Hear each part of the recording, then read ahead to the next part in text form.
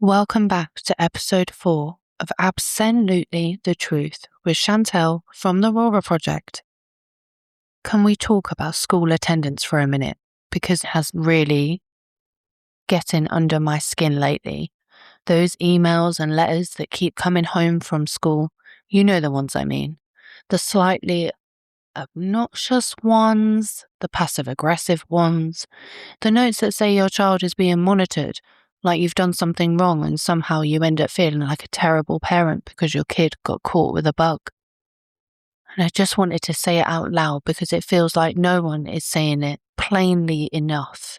No parent wants their child off school sick. No one. Not a single person is sitting there on a Tuesday morning thinking, oh, brilliant, let's do an illness today. This is not a lovely day at home. It is not restful. It is not convenient. It is chaos. It is trying to get a GP appointment. It's circling car parks for a space so you can get the medicine from the pharmacy. It's measuring temperatures, washing bedding, timing medicine, checking symptoms, and then checking them again, because you are second-guessing yourself. It's cancelling work. It's moving meetings. It's trying to figure out childcare when there is no childcare because your child is ill. It's losing pay. It's burning through annual leave that you were saving for something that actually meant to be nice. It's answering emails with one hand while you're cleaning up with the other. It's trying to keep your cool when someone is being sick on the sofa. That is what a day off looks like. So why do these messages land like an accusation? Why does it feel like you're being judged for something that the basic thing every responsible adult would do, which is keep a sick child home? And what makes it worse is the mixed messages, because on one hand, schools will say, quite rightly, please do not send your child in if they are unwell. Of course, nobody wants a classroom full of germs. Nobody wants illnesses passed around, staff off sick, kids miserable, all of that. But then a week later, you get a letter that might as well say, we are watching you because your child has dipped below a certain percentage. It might not use those exact words, but that is how it feels, especially when it mentions that attendance has been closely monitored over the last 4 weeks and will continue for the next 2 weeks. Like you've been under surveillance for something you did on purpose? Even authorised absences. Schools are still required by governing bodies to send these threatening letters out to parents. So why is it? So which is it? Stay at home when they are ill or send them in no matter what because a number of spreadsheets is slipping? Because it cannot be both. You cannot tell parents to be responsible and then punish them for acting responsibly. And then we have to talk about send families, because this is part that really stings. For a lot of parents, children of send parents, school hours are not a casual convenience. They are survival time. This is when we work. This is when we do appointments. This is when we make phone calls that we've been putting off. This is when we try and keep up with the rest of our life from collapsing. In my instance, this is when I get an opportunity to talk about something so meaningful that needs to change to support send parents, parents in general. For some families outside school hours, they're full-time carers, so believe me when I say this, send parents do not want their kids off school either. We are not trying to dodge education. We're not trying to create problems. We're just trying to get through the week. But when our kids are ill, they are ill, and illness hits send kids harder. It can take longer to recover, sleep can disappear, anxiety can spike, regulation can fall apart. A day off that might be manageable for one child can then turn into 3 or 4 for another. Not because the parent can't be bothered, but because their body and their brain is still catching up. And then, on top of everything, the chasing starts.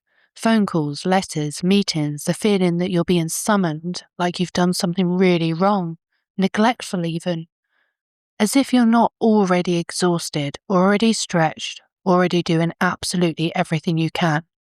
And the truth is, the numbers people love to quote can actually prove this point if you look at them with any compassion.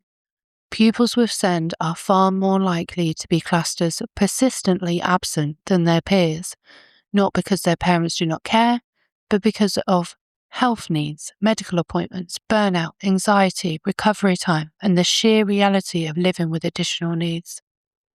So when schools respond to that reality with pressure and punishment, it does not fix anything. It just adds shame. And shame is not a strategy. Shame does not make children healthier. Shame does not make families more stable. Shame just makes parents feel isolated and makes trust evaporate.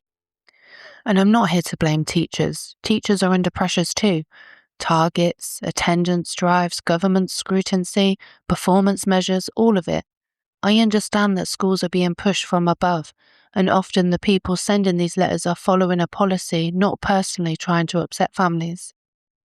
But we still have to be honest about the impact. Threatening letters, guilt, fear tactics, the language of monitoring and escalation. This is not support. This is not partnership. This is policing. Plain and simple. Imagine the same situation handed differently. Imagine a message that simply said, "We've noticed your child's been poorly recently. Are you okay? Is there anything the school can do to help?" Same information, same data, completely different feeling. One approach builds trust, the other builds resentment. Parents or schools are meant to be on the same team. This is the whole point, that we are raising and educating children together. But right now, for so many families, it feels like we're being treated as we're trying to get away with something, instead of being treated like humans, managing reality. Because most parents are not skipping school for fun, we're juggling work, we are caring for sick kids, we're managing complex needs, we're running on fumes. We do not need a warning letter, we need understanding, we need flexibility, we need policy that recognises that health comes first and that families are statistics. In their eyes, not in reality. No one, absolutely no one, is keeping their child home for a laugh. So attendance policies should not make families feel criminalised for caring for their children. What's your thoughts on attendance policies? Have you had a difficult time lately? Let me know in the comments. Until next time, bye-bye.